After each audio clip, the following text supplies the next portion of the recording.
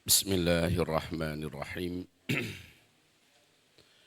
Assalamualaikum warahmatullahi wabarakatuh. Alhamdulillah wassalatu wassalam ala habibillah Sayyidina Muhammad Rasulillah sallallahu alaihi wasallam. La haula wa la quwwata illa billah. Rabbana syrah lana sudurana wa yassir lana umurana wahlul 'uqdatam min lisanina yafqahu qawlana. Allahumma arinal haqqa haqqan warzuqna tiba'ah wa arinal batila batilan warzuqna jitinabah. Amma ba'du. Marilah kita di pagi hari yang cerah dan semoga berkah ini menyampaikan tahmid dan syukur kita kepada Allah terlebih dahulu ya, dengan lafaz yang diajarkan Rasulullah. Mari kita ucapkan alhamdulillah bi ni'matihi tatimmus salihah. Segala pujian bagi Allah, berkat nikmatnya kita semua bisa mengerjakan dan menyempurnakan amalan-amalan yang saleh.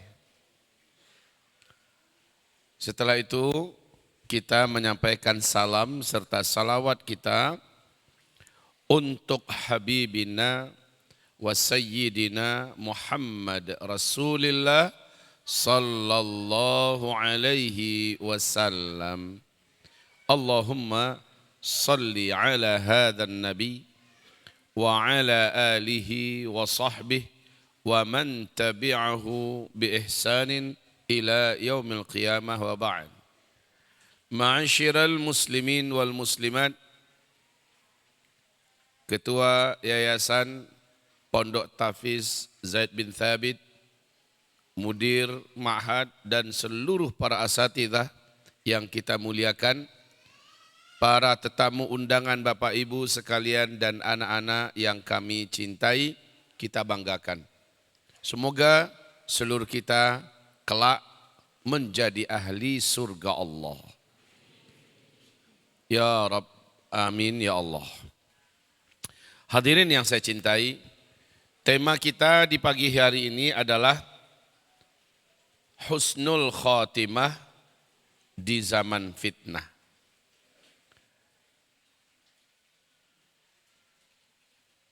Ada dua yang perlu kita uraikan sedikit baru kita masuk pada kajian.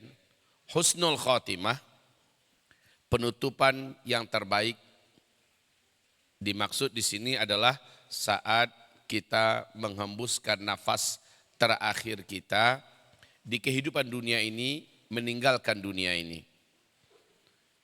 Hendaknya dalam keadaan Allah telah mengampuni semua dosa-dosa kita, Allah sudah ridho kepada kita, dan Allah suka berjumpa dengan kita, dan kita sedang melakukan atau sedang mengamalkan hal yang sangat dicintai dan disukai oleh Allah, sementara lisan ini mampu mengucapkan la ilaha illallah. Ini yang husnul khotimah.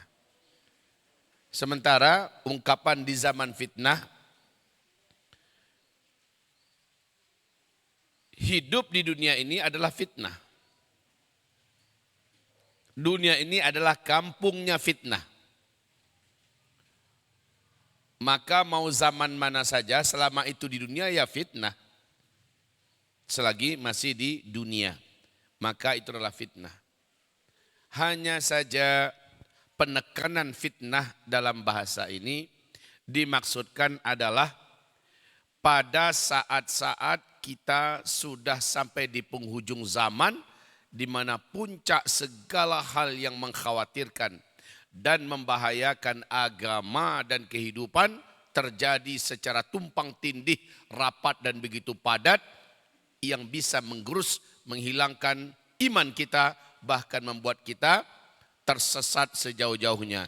Ini yang dimaksud dengan fitnah. Jadi fitnah itu kata Anas bin Malik, yaitu sesuatu apapun bentuknya, pemikiran, ekonomi, tekanan yang menyebabkan kita bergeser dari keimanan kita. Yang menyebabkan kita murtad bahkan sesat, maka itu adalah fitnah. Ya, itu adalah fitnah. Nah, sekarang bagaimana cara kita mendapatkan husnul khotimah di zaman fitnah itu? Ini zamannya memang fitnah, bukan fitnah lagi ya, tapi fitan. Fitan itu Bapak Ibu, saudara-saudari, anak-anakku, jamak daripada fitnah, yaitu fitnah-fitnah. Seperti potongan-potongan malam yang gelap. Coba kalau masuk malam Pak, kalau masuk malam mulai daripada maghrib, makin ke atas makin tambah gelap malamnya. Betul ya? Dari jam 6 sampai jam 8. Dari jam 8 sampai jam 11. Dari jam 11 sampai jam 2. Makin ke sini makin pekat gelap malamnya. Malam yang tadi potongan pertama belum lagi selesai, datang potongan kedua menimpali dan lebih padat daripada malam yang tadi. Kemudian begitulah potongan-potongan malam, kaqita'il lailil muzlim, seperti potongan-potongan malam yang sangat gelap. Hari ini ujian dan fitnah iman yang dihadapkan kepada umat ini dari segala pintu. Dari pintu ekonomi, dari pintu kesehatan, dari pintu budaya, dari pintu media, dari pintu pendidikan, dari pintu politik, dari pintu apa saja umat ini sedang dihantam oleh fitnah yang sangat berat. Fitnah yang satu ini belum mampu kita hadapi dengan baik, masih sempoyongan kita, datang lagi hantaman fitnah kedua. Sehingga kita tersungkur, terjerembab. Belum lagi sanggup kita mengatasi yang kedua, sementara yang pertama masih menghantam kita. Yang kedua masih bertubi-tubi, datang lagi hantaman yang ketiga. Sehingga kita menjadi benar-benar terkapar, hampir setengah mati. Kita berusaha bangkit lagi. Belum selesai kita bangkit, yang pertama masih menghantam kita, fitnah yang kedua masih menggebuki kita, fitnah yang ketiga lagi-lagi tidak menghentikan serangannya dan tidak mengurangi, bahkan makin kuat. Datang lagi hantaman dari pihak keempat. Dan itu lebih gawat, pakai golok, pakai pentungan, pakai besi, pakai, Masya Allah, ini luar biasa Pak. Ini dimaksud dengan seperti potongan-potongan malam yang gelap. Sejauh mana kita sanggup bertahan? Karena pada akhir-akhirnya yang terancam adalah eksistensi iman di dalam dada. Puncak hantaman, dan ini yang paling mengerikan, munculnya Dajjal, laknatullah alaih. Saat itu kita benar-benar dalam kondisi yang hampir-hampir tak sanggup lagi. Bahkan hampir tak sadar lagi, tak sadarkan diri. Dajjal datang dengan hantaman paling mematikan. Maka sungguh demi Allah, di akhir zaman ini kita sangat memerlukan ketangguhan iman di dalam dada. Iman ini harus dilatih Pak. Maaf, coba lihat orang-orang yang latihan bela diri. Orang yang gak biasa latihan, pukul perutnya, langsung begulung badannya, sesak napasnya. Orang yang membiasakan diri dengan latihan, ototnya diolah, pernafasannya diolah, tiap sebentar dia dilatih pukul yang ringan, agak lebih keras, lalu keras, dan terus tiap hari dilatih. Insya Allah setelah itu otot dan dinding perutnya akan kokoh dan kuat. Jadi iman juga seperti itu. Untuk iman menghadapi serangan bertubi-tubi, iman ini wajib mendapatkan latihan yang kita menyengaja melatihnya. Ini disebut dengan riyadhah imaniyah, latihan iman. Latihan iman itu hanya didapatkan dalam membiasakan kita melaksanakan perintah-perintah Allah dengan sabar, membiasakan kita meninggalkan larangan-larangan Allah dengan sabar, membiasakan kita mengerjakan amalan-amalan sunnat dengan sabar, mengerjakan amalan-amalan tatawwu' siang dan malam dengan sabar, serta mengerjakan amalan batin, amalan hati. Mengerjakan amalan batin, amalan hati. Kebal daripada dicaci maki. Tidak peduli ketika dikucilkan, padahal kita di atas kesolehan dan kebaikan. Kita dikucilkan. Kita bertahan di situ. Dan kita tidak pernah mengeluh kepada makhluk saat kita diberikan cercaan, makian, kutukan. Padahal kita sedang mencoba menegakkan sunnah dan sebagainya. Ini ujian yang akan menjadikan iman itu kokoh. Ujian seperti ini dialami oleh seluruh sahabat Nabi. 23 tahun, 13 tahun di Mekah, 10 tahun di Madinah. Nabi meninggal, iman mereka sudah Masya Allah. Semasa mereka dilatih dengan ada Nabi hidup di tengah-tengah mereka, mereka benar-benar hampir ada 1, 2, 3 orang yang hampir-hampir saja keok dan menyerah. Untung ada yang menguatkan mereka. Mungkin sahabat-sahabat yang lain, atau mungkin juga lingkungan yang mendukung, atau yang paling pasti ada Rasulullah di tengah-tengah mereka. Lah di zaman kita, siapa yang menguatkan kita? Di zaman kita ini, saat fitnah begini berat, siapa yang menguatkan kita? Asy-Syaikh Al-Hafidh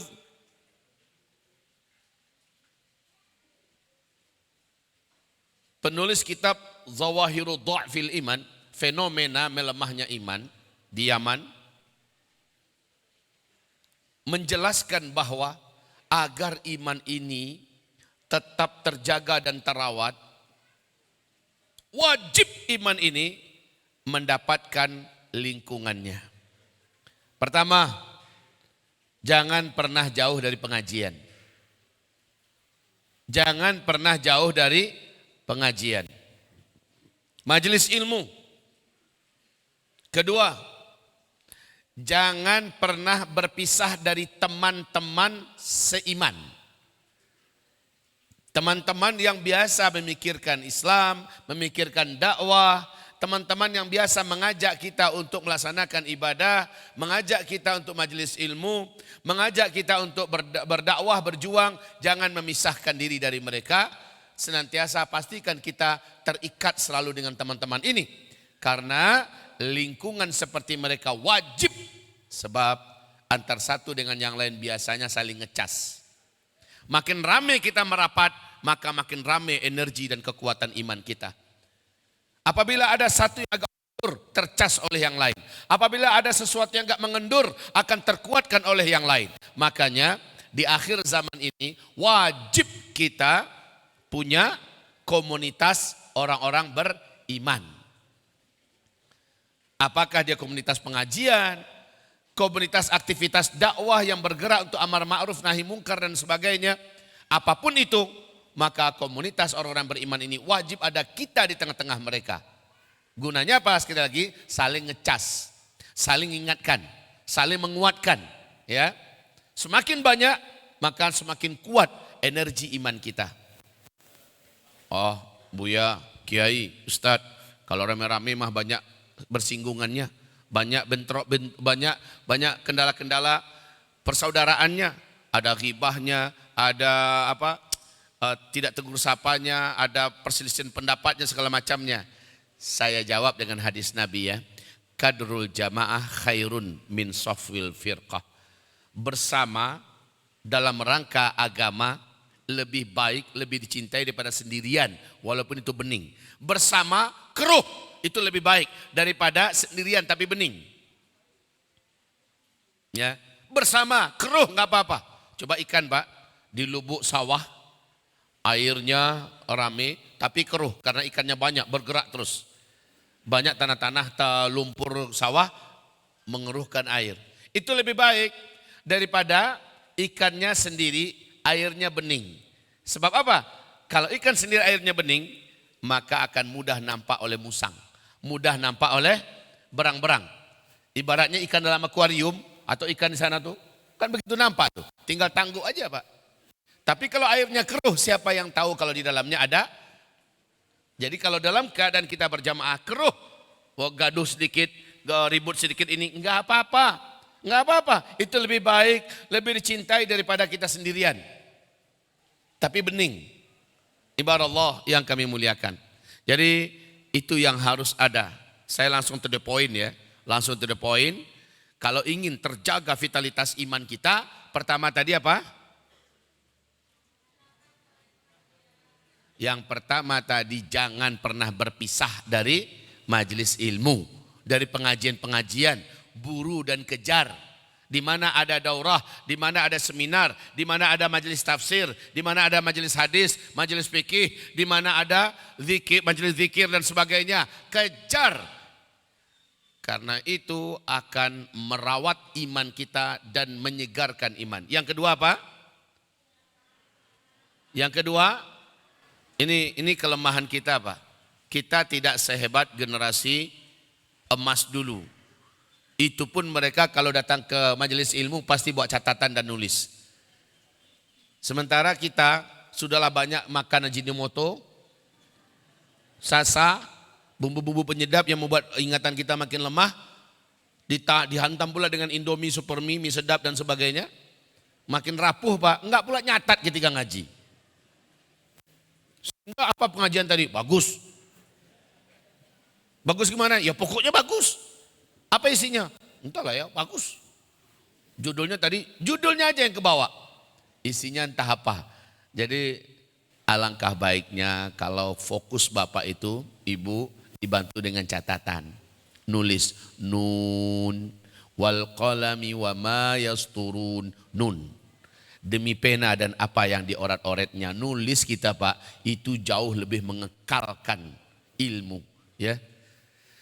Saya yakin ketika kita keluar, kalau kita nggak nulis, paling 5-10% yang teringat oleh kita. Itu pun nanti 3-4 hari, 5 hari, 10 hari dan sebulan yang akan datang, entah 2-3% yang sisa. Setahun kemudian nggak ada sisa lagi. Tapi kalau nulis, anggaplah ketangkap oleh kita saat nulis 50%, 60%. Kapanpun dibuka selalu ada, seger lagi memori itu. Masya Allah, nulis itu penting. Imam At-Tirmidzi, ini kita ini sedikit ya, refleks apa namanya itu, istirahat sedikit, intermezzo sedikit. Imam At-Tirmidzi bersama murid-murid yang lain duduk ngaji di depan gurunya.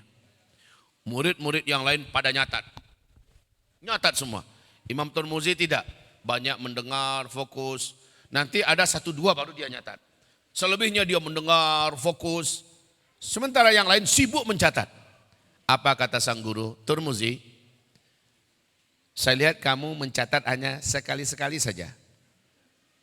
Sementara temanmu semuanya mereka dapatkan dan mereka catat.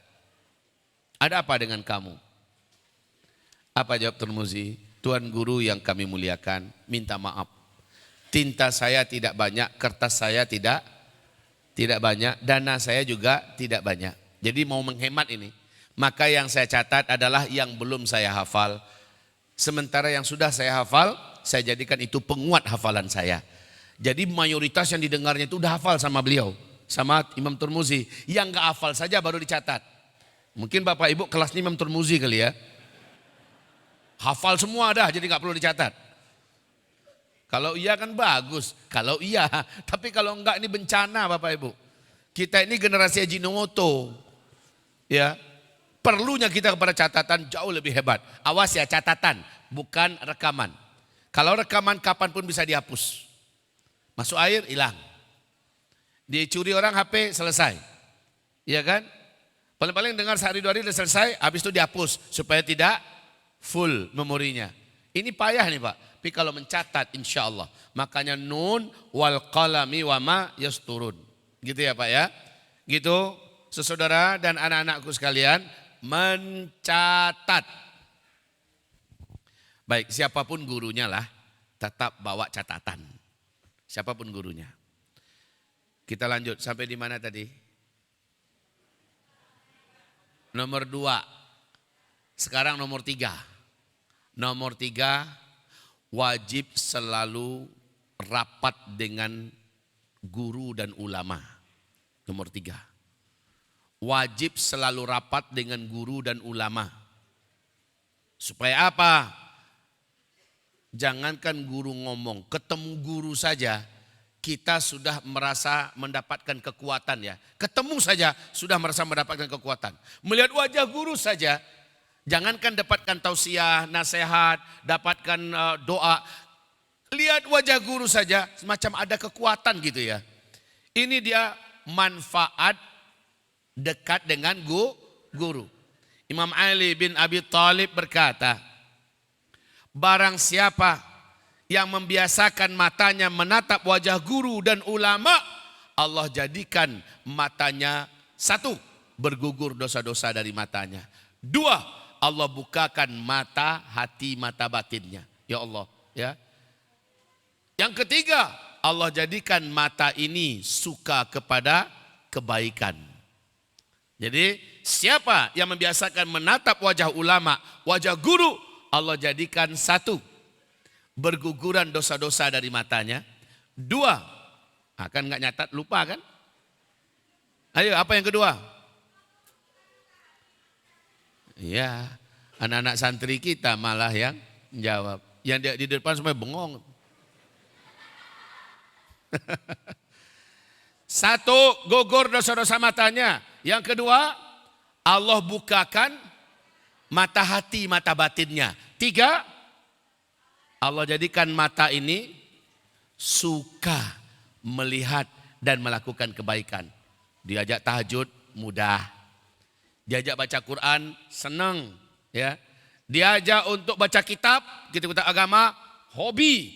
Mata ini akan layak untuk dibawa kepada kebaikan sebab mata ini memang dibiasakan melakukan kebaikan. Salah satu kebaikan menatap wajah guru. Jadi menatap wajah guru saja, menatap wajah ulama saja begitu dampaknya. Apatah lagi mendengarkan arahannya, mendengarkan pengajiannya, mendengarkan tausiahnya, mendapatkan doa secara langsung darinya. Allah. Jadi cara menguatkan, mempertahankan, menyelamatkan, mengamankan iman di akhir zaman, jangan tidak punya guru yang kita dekat dengannya. Jangan tidak punya ulama yang kita rapat dengannya.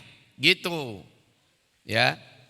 Hanya kami ingatkan, di akhir zaman ini guru dan ulama hati-hati juga, banyak yang kucing air kata orang Padang.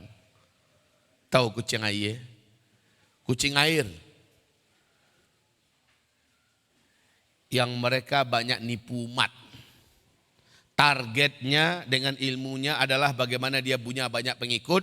Pengikutnya biar belah tetap bodoh terus. Sementara kajian-kajian yang diberikannya tidaklah untuk mencerdaskan, tetapi bagaimana menimbulkan kefanatikan kepadanya. Padahal kebenaran jarang sekali dikupasnya untuk bisa dinikmati oleh murid-muridnya. Murid kalau lama bodoh Pak, apapun dikatakan oleh guru tetap dia ngikut. Duit murid-murid ini masuk terus ke dia. Itu murid yang senantiasa dibodohkan oleh gurunya supaya sang guru dapat kekayaan dari murid-muridnya. Ini guru kucing air namanya. Kucing air.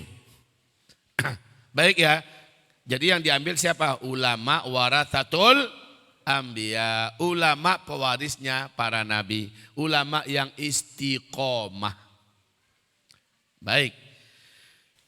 Itu yang ketiga. Dekatlah selalu dengan ulama. Yang keempat. Yang keempat dari apa tadi? Agar vitalitas dan kesehatan iman kita tetap terjaga. Yang keempat adalah, wahai hamba-hamba Allah, mengurangi banyaknya interaksi kita dengan orang-orang lalai dan ahli maksiat. Kurangi benar. Kita tahu orang ini asal ketemu sama dia ceritanya dunia terus. Dia cerita tentang olahraga, cerita tentang makanan-makanan enak, cerita tentang perempuan dan lawan jenis, cerita tentang kalau ngomong dengan dia lalai kita dibuatnya Pak. Kalau dekat dengan dia kita dibawanya hal yang lalai. Yuk jalan-jalan yuk, yuk daki gunung yuk, yuk terlalu banyak dia ngajak dan semuanya melalaikan. Ayo main yuk, yuk main yuk. Apalagi parahnya, yuk nge-game yuk, main game. Ya. Ayo di sana ada cewek-cewek suka gangguin kita cowok-cowok, ayo kita ke sana. Ini teman-teman yang berbahaya wahai Bapak Ibu. Saudara-saudari, dekat dengan dia, wallahi Kalau ada dinding putih, dinding putih ini lebih cepat kotornya ketika dekat dinding itu ada orang yang sedang bermain kotoran. Seharusnya bagaimana? Jauhkan orang ini dari dinding putih. Anggaplah kita ini dinding putih. Supaya enggak kotor kita Pak, jangan dekat-dekat dengan orang yang akan ngotorin kita. Jangan duduk bersahabat dengan orang yang bisa mempengaruhi kita. Allah, jangan terlalu soleh-soleh kalilah. Jangan terlalu alim-alim kalilah. Biasa-biasa aja, sesekali enggak apa-apa. Kita ke mall, shopping, cuci mata. Jangan terlalu kayak gitu kali. Itu ada konser musik, sesekali kita ngerti. Kenapa sih? Ayolah ke sana. Ayolah night club, kamu harus tahu seperti apa itu night club. Ya, setidak-tidaknya kamu punya bekal untuk cerita. Night club itu begini loh. Cicipin sedikit nggak apa-apa minuman keras ini, khamr. Paling tidak kamu dapat dapat cerita, khamr itu seperti ini. Coba itu Pak, kurang ajar nggak itu? Dapat teman tak baik kayak gitu tuh. Mirip setan banget. Setan yang menggoda, nggak apa-apa sesekali. Nanti kan bisa istighfar, bisa taubat. Allah ngerti kok kita ini punya nafsu. Ya Allah ya Rabbi. Setan apa manusia kayak gini? Itu yang kita jadikan teman. Itu yang kita jadikan sahabat. Asal ketemu kumpul ngegibah aja terus. Hah? Tahu ngegibah? Menceritakan aib guru, menceritakan aib teman, aib tetangga, aib sahabat, menceritakan aib pengajian, menceritakan aib pesantren, menceritakan aib ustadz. Asal ketemu sama dia ngegibah aja terus. Orang macam ini jangan dideketin.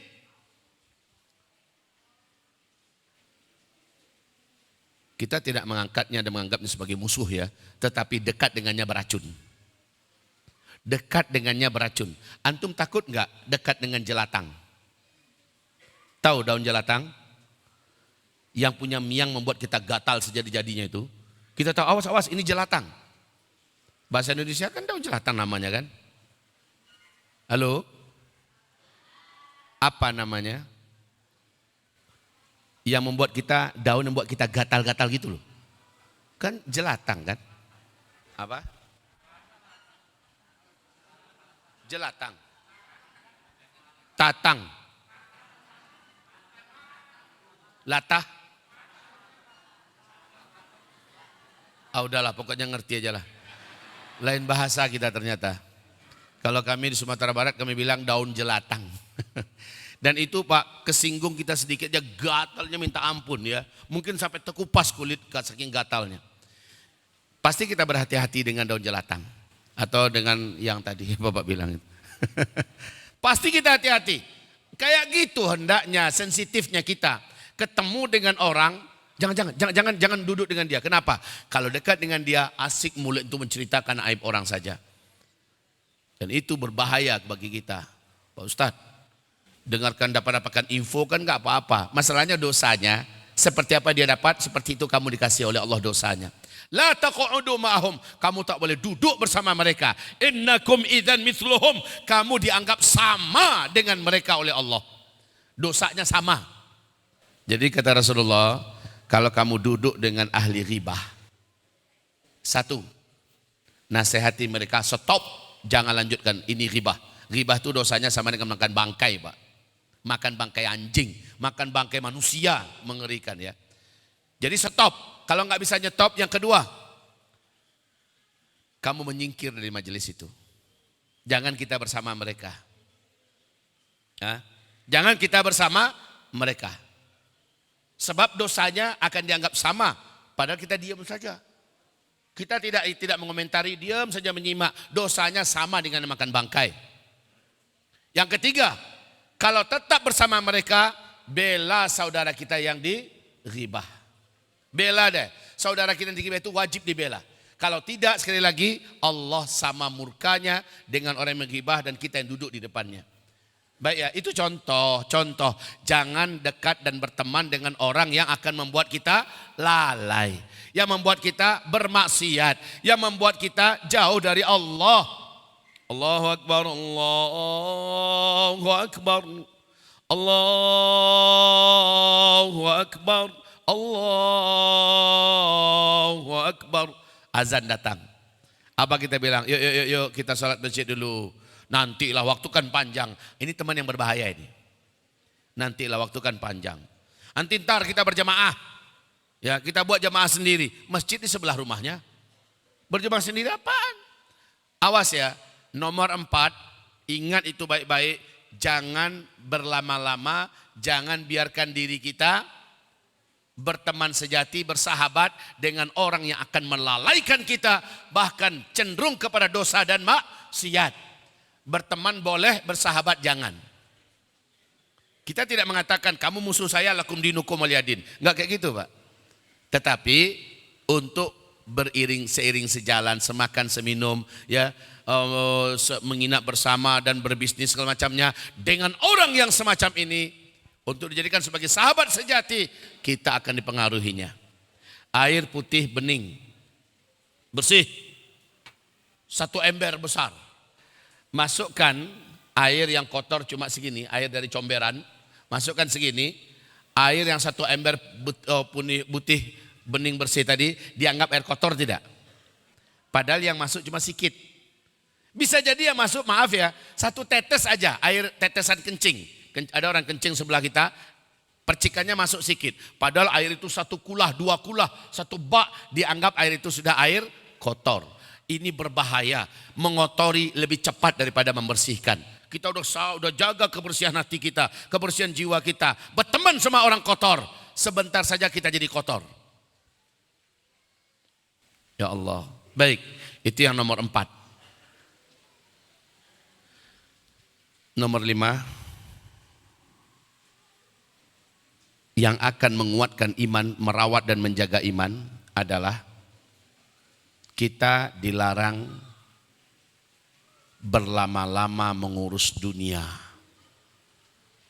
Sehari, 2 hari, seminggu, 2 minggu, fokus dunia, ini bahaya.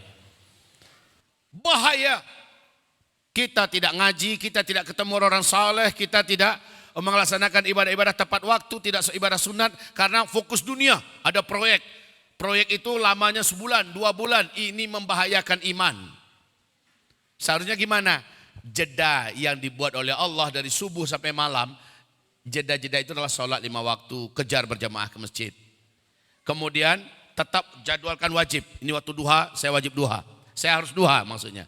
Kemudian ini waktunya tahajud, ini waktunya Senin Kamis puasa, ini waktunya dengar kajian, ini zikir bersama pagi, petang, ini waktunya kejar. Kalau seandainya 1 hari itu full ngurus dunia, sholat terlambat, ibadah sunat tidak ada dan sebagainya, insya Allah orang ini cepat melemah imannya. Cepat sekali melemah imannya. Baiklah, sekarang Bapak Ibu hamba-hamba Allah, di zaman fitnah, kalau kita tidak rawat iman kita dengan cara yang tadi, dengan cepat sekali iman ini akan melemah, kabur, dan bahkan hilang. Sekarang saya kasih cerita singkat. Hadis ini membuat takut seluruh sahabat. Apa yang terjadi? Dalam ceramah Nabi berkata, dalam ceramahnya Nabi berkata, saudara-saudara, di antara kalian ini nanti ada 1 orang yang di akhirat dia masuk neraka. 1 gigi gerahamnya saja di dalam neraka itu sebesar gunung Uhud. Semua sahabat pucat. Di antara kalian, kata Nabi, ada 1 di antara kalian nanti di akhiratnya masuk neraka, 1 gigi gerahamnya saja sebesar gunung Uhud. Di situ ada sahabat Abu Bakar, ada Umar bin Khattab, ada sahabat senior, termasuk Abu Hurairah. Yang menceritakan hadis ini Abu Hurairah ya. Lalu kami pun mulai mengkhawatirkan diri kami masing-masing. Siapa kira-kira di akhirat masuk neraka dan kekal dalam neraka? Cemas seluruh sahabat. Masing-masing mereka sibuk melihat diri mereka masing-masing. Jangan-jangan saya, jangan-jangan saya. Beda kalau orang sekarang ya, kayaknya si fulan tuh. Kayaknya si fulan itu. Kalau mereka enggak, langsung sibuk ngurus dirinya sendiri. Jangan-jangan saya, lalu masing-masing hati-hati. Betul-betul berdoa kepada Allah, jangan sampai hamba itu orangnya ya Allah. Setiap sahabat. Lalu apa kata Abu Hurairah? Saya benar-benar mengintai Setiap yang meninggal di antara semua kami yang hadir, saya praktikan betul bagaimana akhir hayatnya. Jadi Bu, penentu kita ini nasib kita di akhirat gimana? Lihat di hembusan nafas terakhir kita Bu. Imam Syafi'i berpesan, jangan kamu cepat-cepat menilai orang saat dia masih hidup. Boleh nilai orang ketika dia sudah meninggal dunia. Lihat akhir hayatnya gimana. Kalau akhir hayatnya bagus, husnul khotimah, insya Allah dia orang soleh, dia orang baik, ahli surga. Boleh itu. Masya Allah dia meninggal dunia sedang baca Quran. Kan jelas. Dia meninggal Qurannya mau buka puasa. Masya Allah. Dia meninggal dunianya sedang haji. Dia meninggal dunianya sedang di pengajian. Masya Allah. Jelas husnul khotimahnya. Baru kita nilai orang ketika orang itu sudah meninggal. Selagi dia masih hidup, jangan buru-buru memberikan penilaian. Kamu ini soleh, taat. Kayaknya kamu masuk surga deh. Ntar di surga cari-cari saya ya. Dan sebagainya. Belum tentu. Ini kisah hadis ini. Rasulullah berkata, di antara kalian ini, sahabat Nabi loh itu, ada satu orang yang kelak di akhirat masuk neraka jahanam. Dan gak tanggung-tanggung Pak, masuk neraka jahanamnya kekal di dalam neraka. Satu gigi gerahamnya saja sama besarnya dengan gunung Uhud. Maka Abu Hurairah berkata, semua kami ketakutan, pucat. Masing-masing memperhatikan dirinya. Ya Allah, jangan sampai hamba, ya Allah hamba tidak mau. Lalu seluruh mereka berhati-hati dalam hidupnya. Dan kata Abu Hurairah, kemudian satu persatu meninggal dunia, saya perhatikan bagaimana akhir hayat mereka. Semua yang meninggal husnul khotimah. Meninggal sahabat Anu husnul khotimah. Meninggal sahabat Anu meninggal husnul khotimah. Meninggal sahabat Anu meninggal husnul khotimah. Tinggallah dua orang, Abu Hurairah dan Unfuwani. Dua orang yang tersisa. Saya benar-benar ketakutan kata Abu Hurairah. Benar-benar ketakutan. Yang sisa cuma dua orang.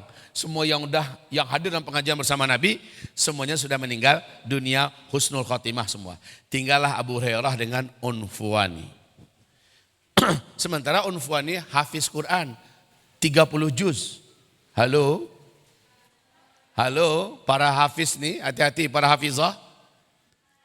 Jangan pernah menyangka setelah kita hafiz terjamin kita ini ahli surga. Tak ada tisu kah?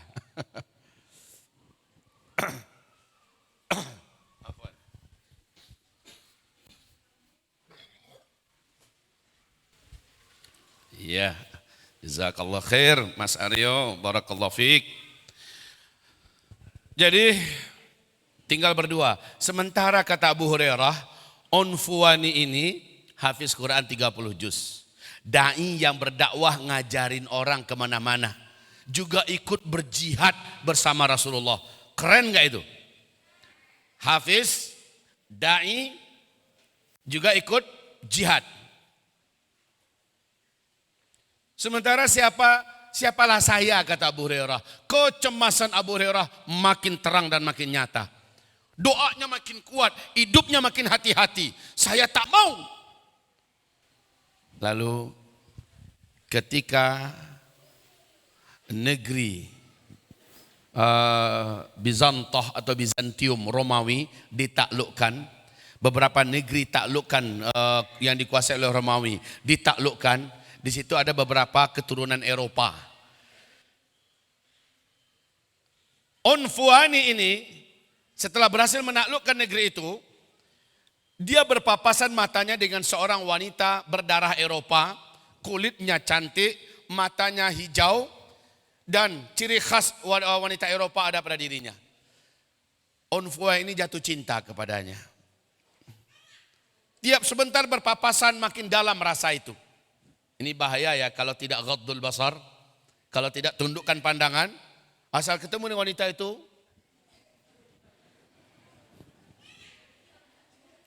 tak tahan. Tiap sebentar setan datang membawa gambarnya ke dalam memorinya. Senyumnya, tingkah lakunya, suaranya teringat-ingat terus oleh Unfuwani ini. Sementara daerah itu sudah ditaklukkan oleh Islam dan kaum muslimin. Lalu dia memberanikan diri, kayaknya ini yang layak menjadi istri saya. Jadi maaf, dalam kondisi itu dia tidak timbang apa agama wanita ini. Nah, sementara wanita ini gak pakai jilbab. Udah pasti ini bukan orang Islam. Apa wanitanya, agamanya, adabnya bagaimana, keluarganya bagaimana. Itu udah gak dia lihat. Padahal dalam panduan Al-Quran, dalam panduan agama, hadis Nabi, ada tuntunan bagaimana memilih istri. Dia menampik itu semua karena nafsunya dari depan. Singkatnya dia datang, Dek, kenalan yuk. Singkatnya, maukah kamu jadi istriku? Prinsipnya saya gak mau pacaran, pokoknya langsung to the point. Ketika ditawarkan begitu, apa kata si wanita ini? Saya tergantung pada keluarga. Biar saya tanyakan dulu keluarga saya. Oke, saya tunggu. Baik, karena wanita ini tiap sebentar ketemu, diskusi sama keluarga semua. Keluarga kafir semua, Kristen semua Pak. Habis itu, apa kata wanita saat ditanya lagi oleh Onfuani ini? Gimana Dek? Keluargamu gimana? Kata keluarga kami silahkan datang. Lamarlah. Yuhui. Senangnya Onfuan minta ampun.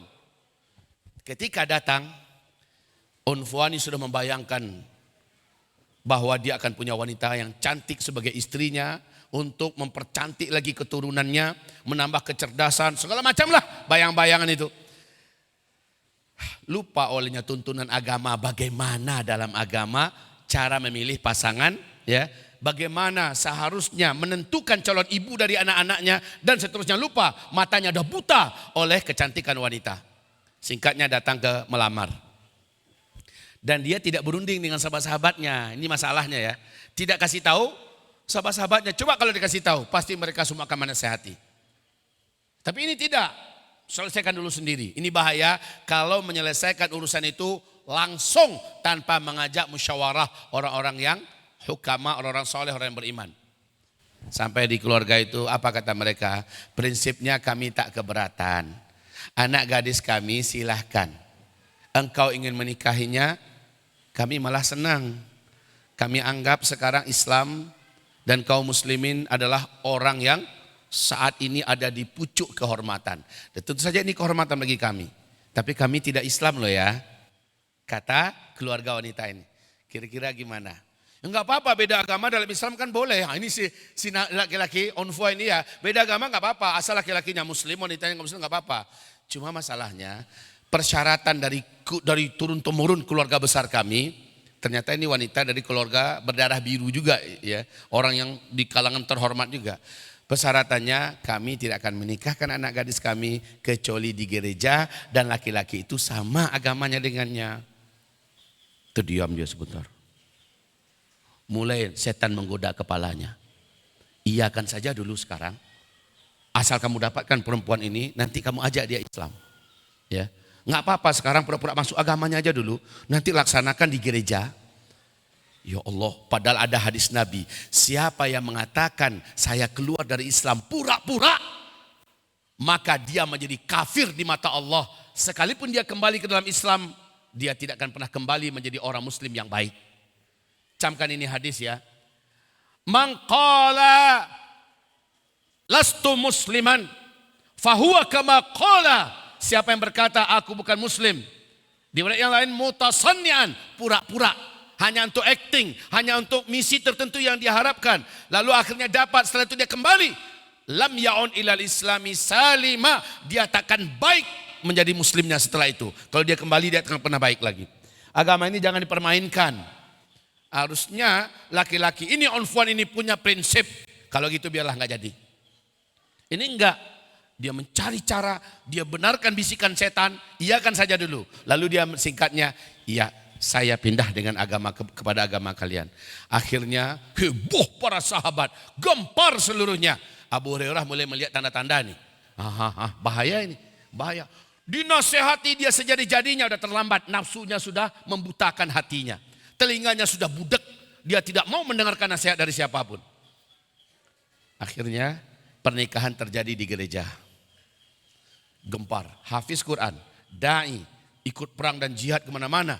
Tapi berakhir dengan murtad. Selesai nikah, belum lagi menikmati, belum sempat lah istilahnya totalitas menikmati bulan madu, dia meninggal dunia dalam keadaan murtad, kafir. Akhir hayatnya saat dia menghembuskan nafas terakhirnya, dari sebanyak ayat yang dihafal 30 juz itu, satu ayat yang dia ingat. May yartadda minkum an dinihi fayamut wa huwa kafir. Siapa saja yang murtad dari agamanya, lalu dia mati dalam keadaan dia kafir. Mereka itulah orang-orang yang kami batalkan seluruh amal solehnya seumur hidupnya, dan kami masukkan dia ke dalam neraka jahanam. Ayat itu yang dilafazkannya ketika dia meninggal dunia. Jadi hati-hati ya. Belum tentu orang yang semasa hidupnya soleh kelihatan kita, oleh kita dia ahli surga. Belum tentu. Makanya kata Imam Syafi'i, jangan kamu menilai orang saat dia masih hidup. Tapi nilailah, lihat bagaimana akhir hayatnya. Bu, insya Allah ibu nanti akan meninggal enggak bu? Bapak nanti meninggal pak? Insya Allah pak ya? Pasti aja deh. Pasti.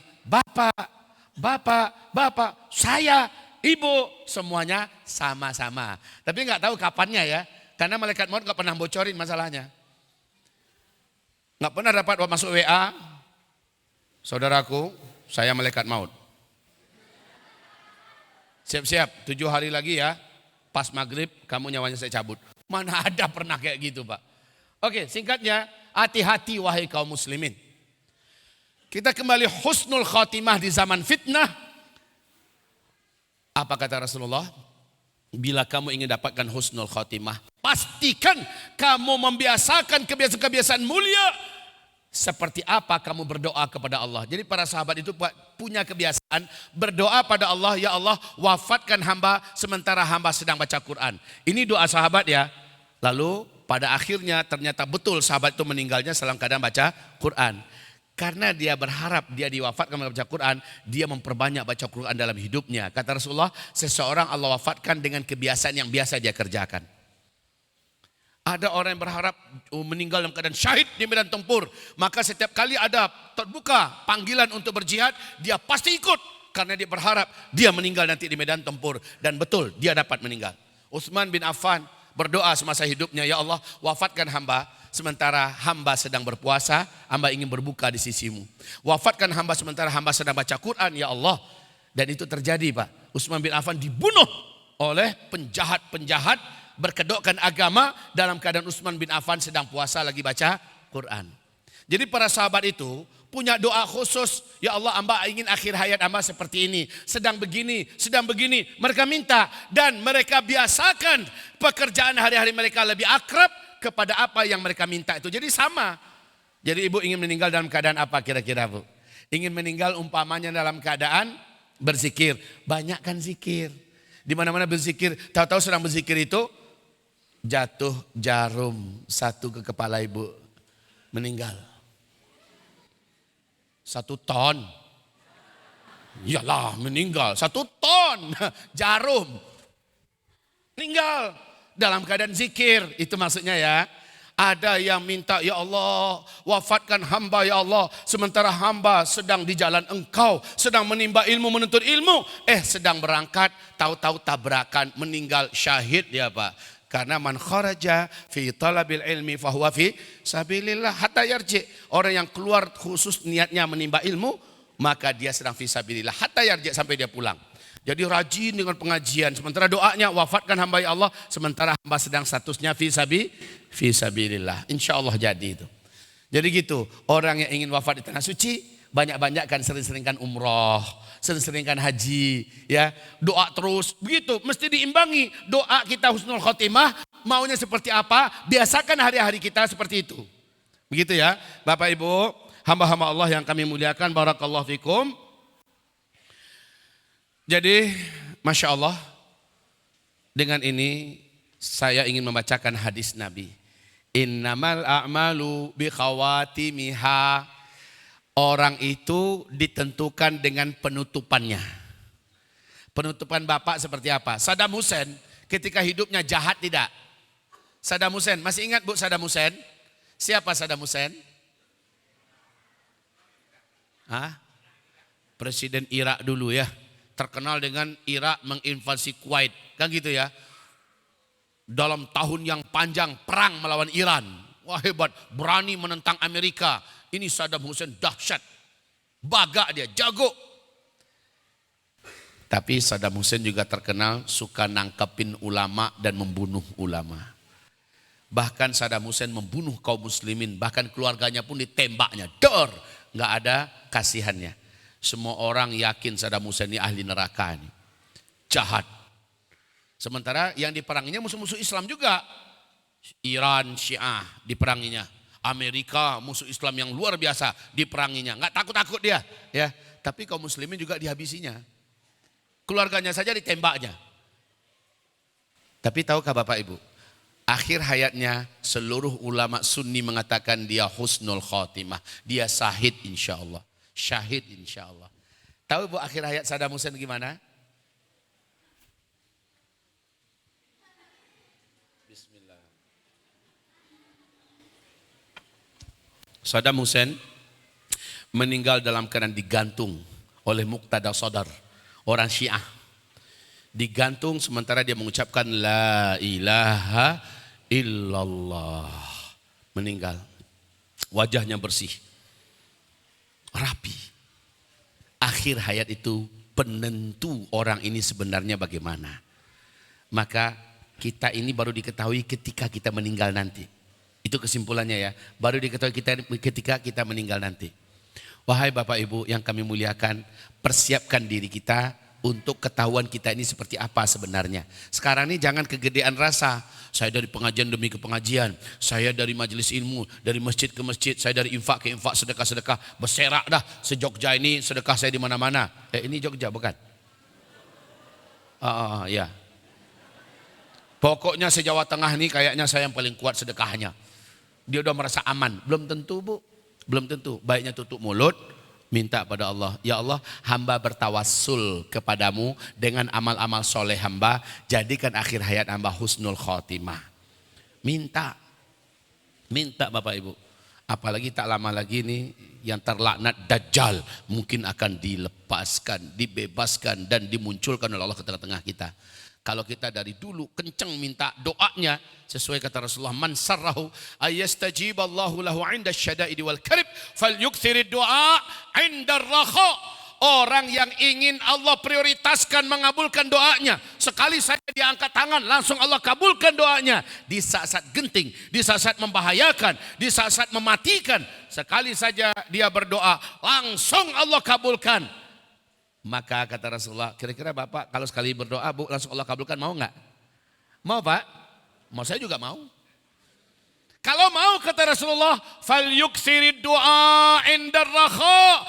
Perbanyaklah berdoa ketika engkau masih dalam keadaan tenang, suasana masih aman. Perbanyak doa, perbanyak doa. Lah ini sedih kita lihat Pak, Bu, hari ini orang pergi ke masjid sholat, HP di tangan, berbunyi-bunyi HP itu.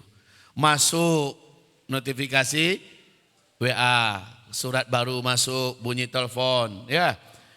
Bungut kadang-kadang musik yang terdengar. Habis dia assalamualaikum langsung buka HP. Mana zikirnya? Mana istighfarnya? Mana doanya? Ya Allah. Bahkan yang parah itu waktu saya sa'i Pak. Saya sa'i dari Marwah ke Sofa. Waktu maghrib masuk. Ya sholatlah kami dulu. Sholat. Di sebelah saya orang Mesir. Pakai jubah. Orang Mesir gagah pakai jubah. Pakai sal. Terus pas lagi sujud kami. Bunyi HP-nya. Musik Arab. Kaget saya Bapak Ibu. Kaget. Kenapa kaget? Pas dia bangkit dari sujudnya, HP diambilnya, langsung dia jawab. Stanna ba'ah, ana basalli. Ba'din atasilak. Apa artinya itu? Tunggu sebentar, saya lagi sholat. Lepas sholat nanti saya telepon balik kamu. Maksudnya lagi. Astagfirullah. Itu bahayanya menang di tampilan. Penampilan bagus tapi otak kosong. Ilmu enggak ada. Wahai Bapak Ibu, hamba-hamba Allah yang kami muliakan, ini bentuk orang-orang yang jadi hamba-hamba Allah yang saya cintai, dalam hal ini mungkin perlu sekali saya ingatkan, perbanyaklah doa. Doa itu dilakukan setelah zikir, Pak, zikir. Makanya kalau masuk masjid ini dimatikan, paling tidak disilentkan dan ininya ditiadakan juga apa tuh? Getarnya. Ya udah. Paling tidak ya, yang bagus itu mati. Yang paling bagus itu lagi malah tinggal dulu di kamar. Kalau hanya sebentar, balik ke rumah, tinggalkan dulu di rumah. Aman, Pak. Sehingga kita punya waktu yang tenang untuk zikir. Kita mau berdoa juga aman. Kalau enggak, tiap sebentar ini ganggu. Betapa seringnya HP orang lain berbunyi, kita terganggu. Maka HP kita bunyi, orang lain juga terganggu, Pak. Ya, enggak pun terganggu, silent tapi getar. Pikir kita udah rusak tuh. Siapa tuh ya? Jangan-jangan penting nih. Padahal dia sedang berhadapan dengan yang maha besar, yang maha penting. Dia anggap telepon ini lebih penting. Sampai si bodoh orang Mesir itu, istana bah. Na'udzubillah. Akhirnya zikir di mana, doa di mana, insya Allah kalau dia tidak merubah, Allah akan permalukan akhir hayatnya.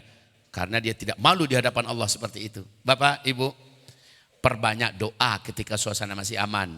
Ini saat ini kira-kira menurut Bapak Ibu suasana Indonesia masih aman apa tidak? Aman, Pak. Kita nggak perang kayak Suriah. Indonesia aman loh sekarang nih. Ya, Indonesia saat ini alhamdulillah, apalagi yang di daerah ini di berbagai penjuru dunia hanya beberapa titik saja yang sedang nggak aman. Seperti Cianjur, gempa-gempa, bencana. Hanya beberapa titik saja, selebihnya lagi aman. Kalau lagi aman, tolong perbanyak amal ibadahnya dan panjangkan zikirnya, berdoa terus. Habis sholat doa, habis buka puasa doa, habis sedekah doa. Senantiasa perbanyak doa. Karena induk dan inti daripada ibadah itu adalah doa, kata Rasulullah. Induk dan inti daripada ibadah adalah doa. Coba Bu, ujung-ujung daripada semua ibadah pasti doa. Ibu umroh, ujung-ujungnya apa? Doa.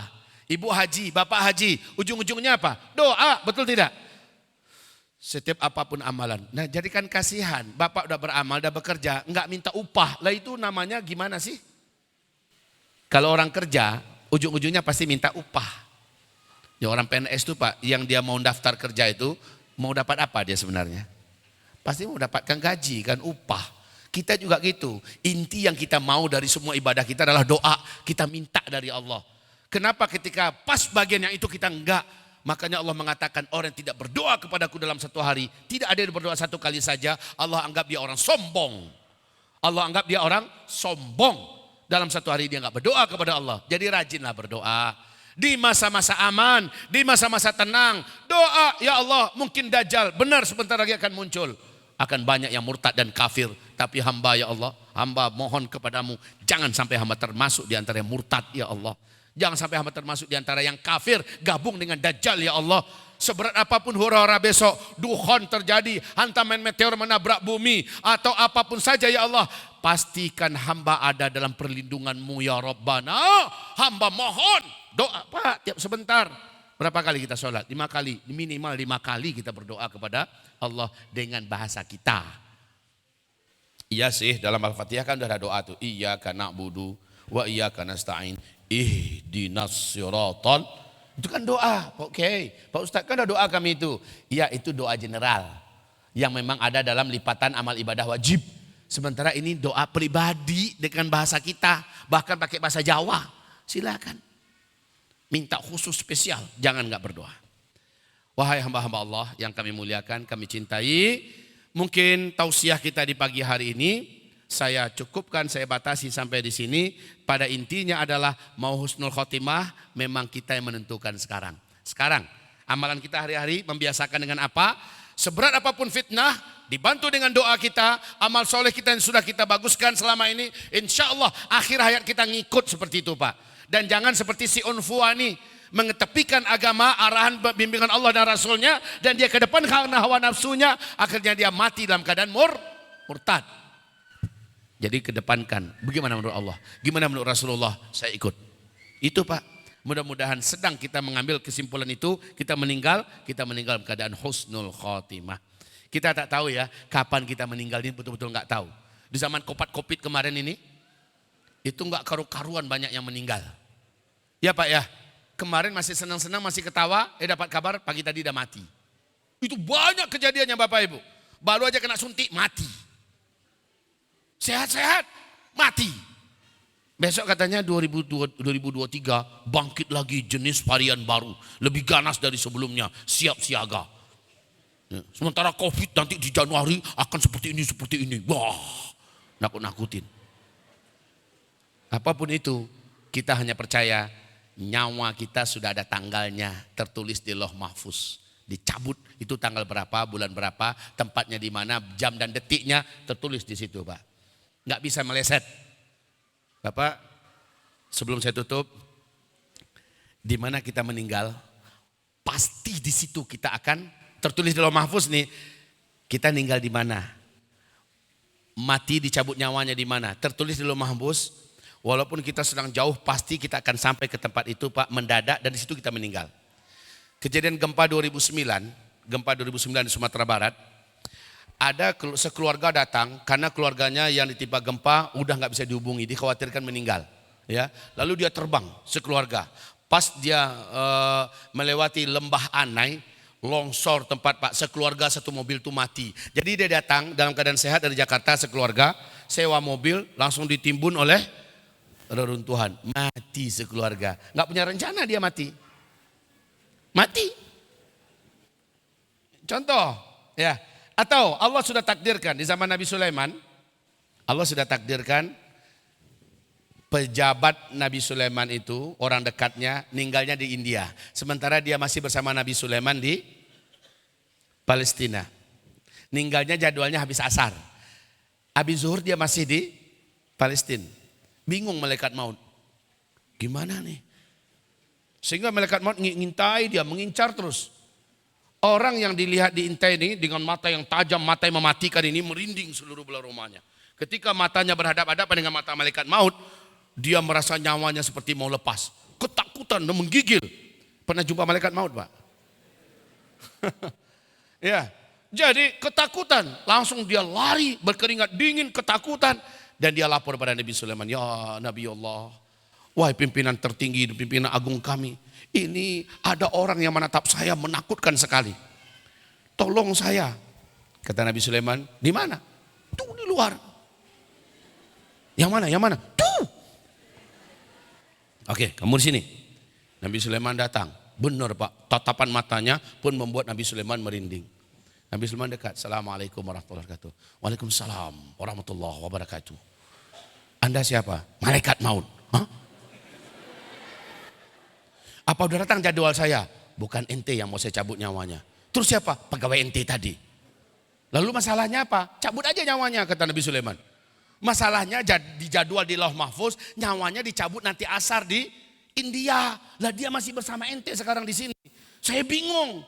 Kata Nabi Sulaiman, aman, ente pergi aja ke India, tunggu di sana, pasti nyawanya akan ente cabut di situ. Gitu ya? Ya deh, katanya. Pergilah malaikat maut.